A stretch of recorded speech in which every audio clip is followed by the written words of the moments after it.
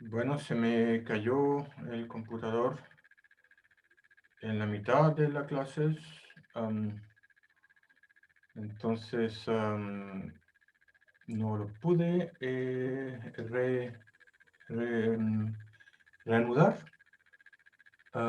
Y eso hace entonces de que tengo que hacer todo de nuevo. Así que, bueno, de nuevo. Lo que les contaba antes de que se cayera la clase es que ya terminamos el primer capítulo, que era sobre la introducción a la segunda ley de la termodinámica de la definición de la entropía, y concluimos con em, una, digamos, concluimos con los potenciales termodinámicos que nos permiten entonces calcular las condiciones de equilibrio en distintos contextos, es decir, no solamente para sistemas aislados. Y ahora entonces por fin vamos a aplicar estas leyes de la termodinámica a sistemas termodinámicos específicos. Entonces, en este capítulo vamos a ver el equilibrio de reacciones, que son um, reacciones en general, no solamente reacciones químicas. Vamos a ver que se pueden dar reacciones nucleares o cambios de fase, todo tipo de reacciones entre distintos reactantes y que dan distintos productos. Luego vamos a ver el equilibrio de fases, que es justamente cómo podemos calcular el calor necesario, por ejemplo, para poder vaporizar agua, o hacer un formalismo que nos permita describir el equilibrio entre distintas fases, como hielo, sólido, líquido, como agua, o gas, ¿no es cierto?, como vapor de agua. Y luego vamos a ver una aplicación, ¿no?, también de la termodinámica a las máquinas. Es decir, vamos a dar un formalismo para poder diseñar máquinas. El equilibrio de reacciones, entonces, es nuestra primera aplicación. Y ahí vamos a ver, entonces, el concepto de reacciones, qué entendemos por reacciones acá en general. Vamos a ver después la ley de masa-acción, que nos permite estudiar las distintas composiciones de los productos eh, en equilibrio. Vamos a aplicar esta ley de masa-acción para el gas ideal, y luego vamos a ver cómo calcular la energía liberada en una reacción química, o una reacción que puede ser exotérmica o endotérmica. Entonces, por reacciones químicas entendemos, reacciones en general, entendemos algo más general que solamente reacciones químicas. O sea, acá tenemos, por ejemplo, el átomo de hidrógeno, que puede pasar desde su nivel fundamental a un nivel excitado, es decir, que entonces tengo ¿no es cierto? Tengo acá el protón, que tiene entonces un electrón girando en torno a él. Y entonces esto de acá podría ser, por ejemplo, el electrón en nivel n igual a 1, y una vez que absorbe un fotón, pasa entonces a el electrón a un nivel en estado excitado. Entonces eso acá sería n igual a 1, y esto de acá sería n igual a 2. Entonces, esto de acá básicamente lo escribimos como el átomo de hidrógeno en el nivel n igual a 1, más algún fotón, que lo podemos escribir así a veces, nos da un átomo de hidrógeno en nivel 2. Y esto obviamente puede ir en ambos sentidos, es decir, que este átomo podría decaer y entregar un átomo de hidrógeno a nivel fundamental. Desde el punto de vista de la reacción química, eso lo podemos escribir entonces como un H1 igual a un H2. Es decir, de que en la reacción no estoy contando el fotón en este balance estoquiométrico, y simplemente estoy contando la materia. Y entonces tenemos que esa ecuación finalmente la podemos escribir como 1h de 1 menos 1h en 2 igual 0. Ok, entonces esto acá es un primer ejemplo. El segundo ejemplo es el de una reacción nuclear que ocurre entonces en interiores estelares. Y entonces en esta reacción nuclear tenemos la quema de helio. Entonces cuando se agota el hidrógeno, entonces adentro tenemos una estrella así, y entonces tenemos el núcleo de la estrella donde ocurre fusión nuclear, ¿no es cierto? Entonces normalmente se quema hidrógeno, pero una vez que ya se agota el hidrógeno en el núcleo, no hay más hidrógeno que quemar en esta región central, entonces aquí ocurre la quema de helio. Entonces tengo un helio con otro helio, me van a dar un núcleo de berilio. Entonces eso lo podemos escribir como 2 helios menos un berilio igual 0. Otro ejemplo más que tengo aquí, entonces en un plasma completamente ionizado, como en la corona solar. Entonces, en la corona solar, ¿no es cierto? Que esto acá, imagínense que el Sol, ¿sí? Entonces, la corona solar la vemos en un eclipse, o en la imagen, seguro que han visto las imágenes del Sol en que se ven como protuberancias solares así, que son líneas de campo magnético por las cuales se canaliza el plasma solar, que plasma significa un gas de electrón y protones, más que nada. Ok, el asunto es que cuando estas protuberancias crecen, se terminan por romper y se generan así como líneas de campo magnético que están abiertas y que generan un viento solar. Entonces, durante un eclipse lo podemos ver al final como unos pétalos grandotes, así, comparables con el tamaño del Sol, ¿okay? Entonces se ven en distintas partes del Sol, tienen formas variadas, ¿okay? Y eso es lo que se ve en un eclipse cuando estamos empezando en el ciclo solar, en que se ven claramente los pétalos. Esto entonces es la corona, y la corona entonces tiene la corona solar, y entonces en la corona hay electrones y protones. El asunto es que los electrones y los protones se pueden encontrar o pasar cerca unos de ellos, unos de otros, y se recombinan para formar un átomo de hidrógeno. Y bueno, al hacerlo, emiten radiación. Lo mismo puede suceder, es decir, un átomo de hidrógeno con radiación puede a su vez ionizarse y generar un par electrón-protón. Entonces, si eso sucede, tenemos la reacción al revés. Por eso tenemos al final un electrón más un protón que puede tener reacciones en los dos sentidos. Eso es válido también para la excitación de hidrógeno o para la fusión nuclear. Entonces, esta ecuación la podemos escribir como un electrón más un protón menos un hidrógeno igual 0.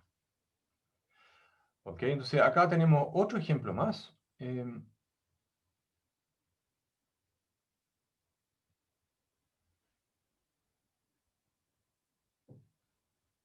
Aquí va. Entonces tenemos, por ejemplo, la vaporización de agua. Entonces tenemos un H2O líquido que va a ser vaporizado y me va a dar entonces un H2O vapor. Y eso obviamente lo podemos hacer en los dos sentidos. Si acaso yo le entrego calor, lo vamos a vaporizar. Si yo lo enfrío, lo vamos a hacer líquido, ¿no es cierto? Entonces de nuevo tenemos una reacción en ambos sentidos. Y entonces otro ejemplo, acá tenemos una reacción química más normal. Una molécula de hidrógeno con dicloro me va a dar entonces 2 veces HCl. Y creo que esto se llama ácido clorhídrico, no estoy seguro. Pero esto lo podemos escribir entonces como un hidrógeno, molécula de hidrógeno más un molécula de cloro igual a 2 moléculas de HCl. Entonces es un H2 menos un Cl menos 2 HCl igual 0. Entonces con eso tenemos que podemos escribir esta ecuación en general usando estos coeficientes que serían, entonces, estos coeficientes de acá es lo que vamos a llamar los coeficientes estoquiométricos. ¿Ok? Y aquí, entonces, en Condoro, esta de acá debería ser un más. Entonces, esta de acá la podemos escribir de una manera general, así, como la sumatoria de Na por XA igual 0. Pues en este caso, A va desde 1 a 3, ¿ok? O sea, tenemos nu1 igual a 1 y x1 igual a h2.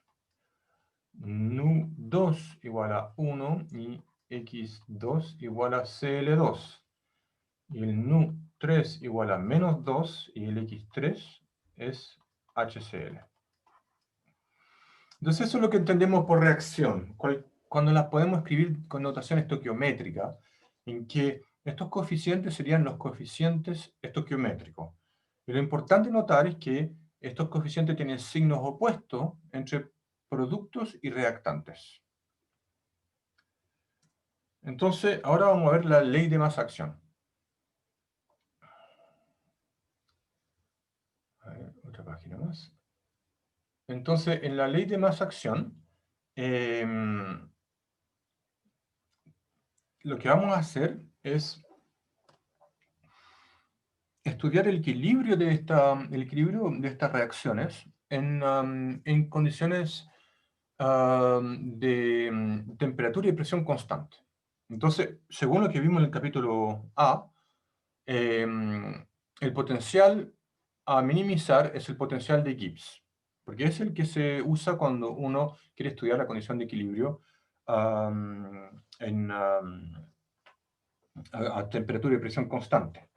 Entonces, eso lo vimos en las clases anteriores, pero voy a volver a verlo de una manera adicional. O sea, lo que vimos en las clases anteriores es esto. Tenemos entonces un sistema, perdón, esto lo vamos a hacer un poco mejor. Entonces tenemos un sistema A1 en contacto con un sistema A2, y A2 es mucho más grande que A1, es lo que yo llamo un reservorio. Entonces, esto de acá tiene temperatura T1, esto temperatura T2, y tiene presión P1, presión P2, etc. ¿Okay? Entonces,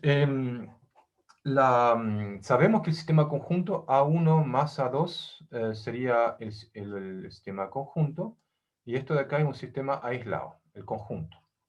¿Okay? Entonces, el dE total tiene que ser 0.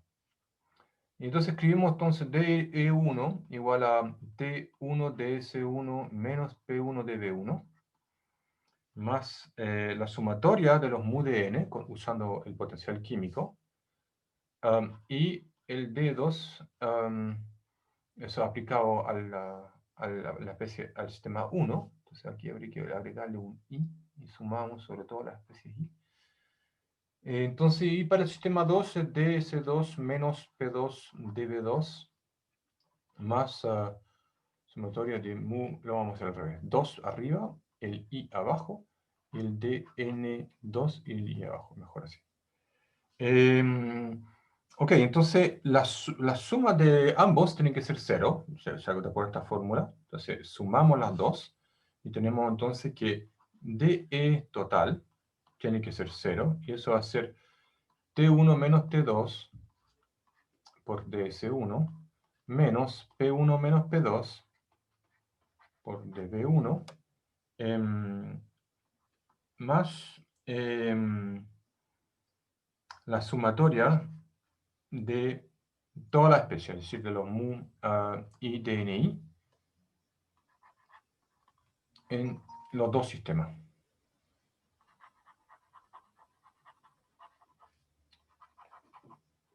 1 y 2. Entonces, hay igualdad de temperatura y presión. Si yo les digo, yo mantengo T1 y T2 constantes, ¿ok? Entonces, si los dN2, que son los del reservorio, y no cambian, ¿ok? Y si T1 es igual a T2 y P1 igual a P2, a temperatura y presión constante, vemos entonces que la sumatoria de los mu y dNi del sistema 1 tiene que ser 0. ¿Ok? Y vimos que el potencial químico, o sea, esa es la condición de equilibrio. Y vimos que el potencial, la función de Gibbs G es la energía menos TS más PV. Y eso entonces nos da un diferencial de G, que es menos S de T más V de P más la sumatoria de los MUI de NI. Entonces, claro, si tenemos temperatura y presión constante, entonces a temperatura y presión constantes, finalmente el dG va a ser a temperatura y presión constante es igual a la sumatoria de los MUI de NI. ¿Ok? Entonces esto de acá es el dG.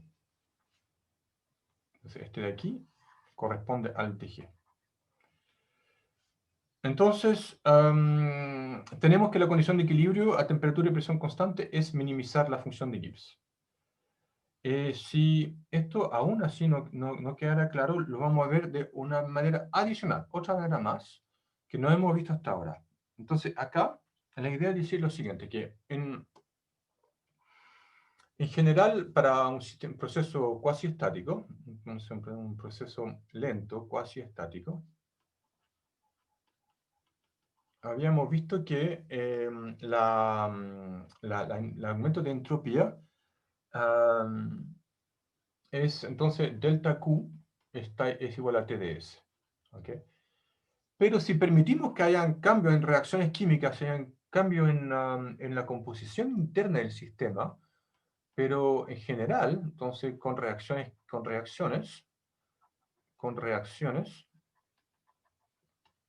entonces tenemos que, o sea, de aquí sacamos entonces que el aumento de entropía es delta Q partido por T. ¿Okay?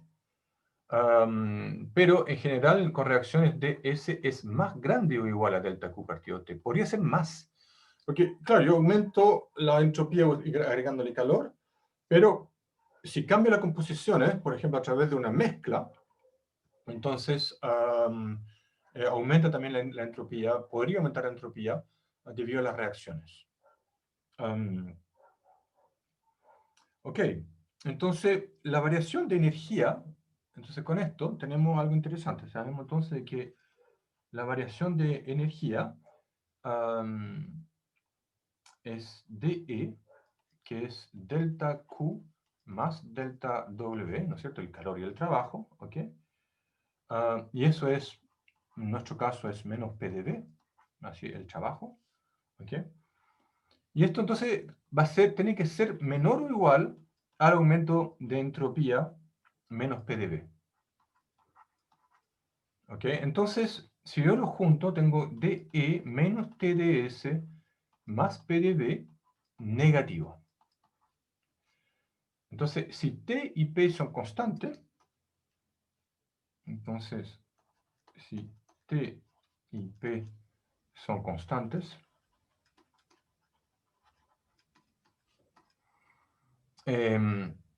entonces tenemos que, puedo factorizar los T y el P, y esto va a ser D de E menos TS más PV. Negativo. O sea, el dG tiene que ser negativo. Por eso decimos entonces de que el potencial químico a minimizar aquí es la función de Gibbs, G. A ver, voy a ver si voy a intentar grabar acá ahora. Voy a hacer un stop recording. Y vamos a ver si acaso esto de acá se va a grabar.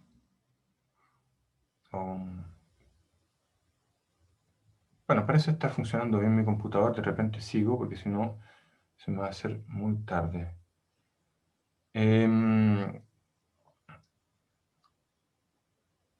Entonces, ¿qué pasó acá? Ah, no, esto no hay que ver. Ahí está. Entonces, tenemos que el potencial químico, la función a minimizar es entonces el dG. Y el dG es la sumatoria de los mu de n entre todas las especies que hay en la reacción. ¿Okay? Y entonces, acá vamos a ver algo muy importante, que es que estos dn no son independientes, están relacionados por los coeficientes estoquiométricos. ¿Okay? Entonces, el dn de cada partícula tiene que cambiar en función de los coeficientes. Por ejemplo, en el dicloro, ¿ok? Teníamos que la reacción química entonces era la sumatoria de los nu A por XA igual 0, ¿ok? Entonces, si yo le digo, fijemos idea en un H2 más un Cl2 igual a 2 HCl. Entonces yo aumento acá en un factor 2, ¿ok? Le pongo un factor 2 aquí, tengo 2 hidrógenos con 2 cloros, me van a dar 4 HCl, ¿no es cierto? Entonces, eso significa que los DNs, cada uno de los DN van en esta proporción.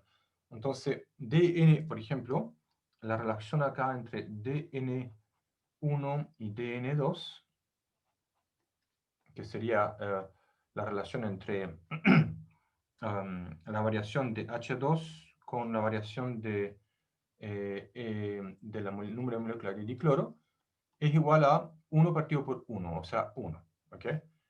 Pero el DN1 a DN3, que sería el DNH2 partido por DN de HCl, entonces eso me va a decir de que eso es 1 partido por menos 2, o sea, es menos un medio. O sea, para cada molécula de cloro que desaparece, tengo 2 nuevas moléculas de HCl. Para cada molécula de hidrógeno que desaparece, tengo 2 nuevas moléculas de hidrógeno que aparecen. ¿Okay? El punto acá entonces es que las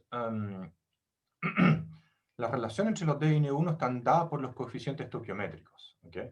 Entonces tengo que el DNI partido por un DNJ es NUI partido por NUJ.